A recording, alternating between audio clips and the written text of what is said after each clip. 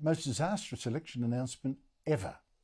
British Prime Minister Rishi Sunak overnight called an early election, which is already a bizarre decision given the polls put his Conservative Party more than 20 points behind Labor. He's heading for a smashing. But worse, he said that voters should back the way that he's been managing stuff.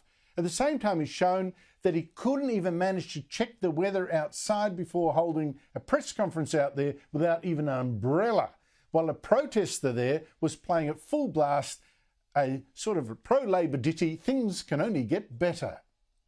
Our economy is now growing faster than anyone predicted, outpacing Germany, France and the United States. And this morning it was confirmed that inflation is back to normal.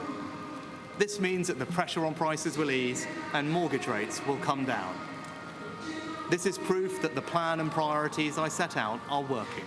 Well, the front pages let Sunak have it. You know, it can only get wetter and drown and out. Joining me from London's GB News presenter Patrick Christys. Look, Patrick, I've got to say, what a stupid way to announce an election. Absolutely appalling. The idea that they couldn't even organise an umbrella or a canopy or stop a bloke blaring a song at him whilst it was happening does not bode well for the quality of this Conservative campaign. But it is symptomatic of the kind of government, unfortunately, that we have had in recent history. He also chose to start his speech by reminding us all of that time the government locked us down for ages and smashed our economy to pieces with things like the furlough scheme. So that was an odd way to begin, but then things only got worse for the Prime Minister. Heavy rainfall. Things have actually got worse today as well, because it's emerged that the net migration numbers are out. They came out over here in the last half an hour or so.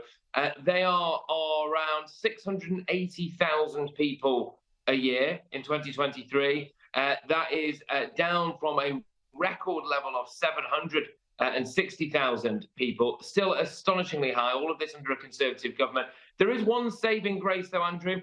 Nigel Farage, in the last hour, has announced that he will not be standing against the Conservatives at the next election. So Nigel Farage will not be doing that. The other question about all of this is the timing of this election, Andrew. We've got the Euros football, the Glastonbury Music Festival, school holidays up in Scotland, and crucially, I've had to cancel my honeymoon. Oh, Patrick, I'm so sorry for you. I mean, that's bad luck. But let me take you back to the to Nigel Farage. He, of course, is the former Brexit leader. His Reform Party was hoping to make some gains, but I don't know. I don't think the polls were showing they'd win a single seat because it's winner take. You know, there's no preference swapping with your system. It's first past the post. Why would he rule himself out?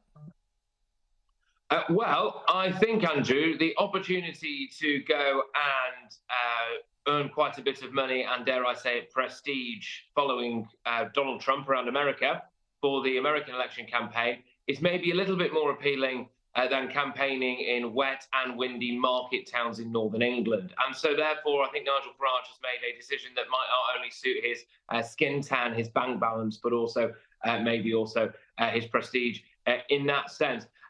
I think there is also a sense generally, Andrew, that let the Tories just suffer a massive kicking at the hands of Labour. Let Labour run this country into the ground for a couple of years. Everybody sees what a Labour government might actually look like. And then there could be the opportunity for some kind of re-emergence of a quotes-unquote truly Conservative party in Britain. I mean, that's a long game, isn't it? And unfortunately, we all have to suffer in order for that to happen. But maybe that is the best thing for the country in the long run. So why did Rishi Sunak, with the polls as they are, right, saying, listen, Sunshine, wet rat, you are going to be absolutely hammered if you go now, and it's gone now. Why? Yeah.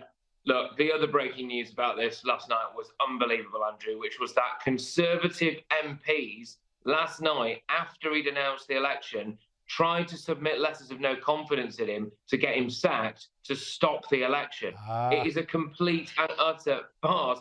He's done it because, in his view, I think, he saw inflation was down to its lowest level for 3 years. I think he saw that other European countries are now trying to copy our Rwanda plan, which gives that a bit of a boost, doesn't it, really, in the face of Labour, who will reverse all of that. I think he just thought, look, This is, believe it or not, as good as it's going to get. The other very cynical aspect of all of this is that he's just had enough, actually. He's just had enough, and he thinks, you know what, let's just go to the country and put us all out of our misery. He could have gone for a longer campaign and let the Labour Party decide to eat itself apart. In the last week, the Labour Party has decided to make it easier to change gender, so that will be more blokes in women's changing rooms, and they've decided to make an enemy of Israel. So those are two things that the Conservative Party can hammer Labour with already. So we'll see what comes out. Yes, we will indeed. But gee, the omens look terrible. But as that song was saying, as Rishi Sunak was standing wet in the rain, you know, things can only get better from there. But maybe not. Maybe not. Maybe he's going to prove us wrong there. Patrick Christys, thank you so much for your time.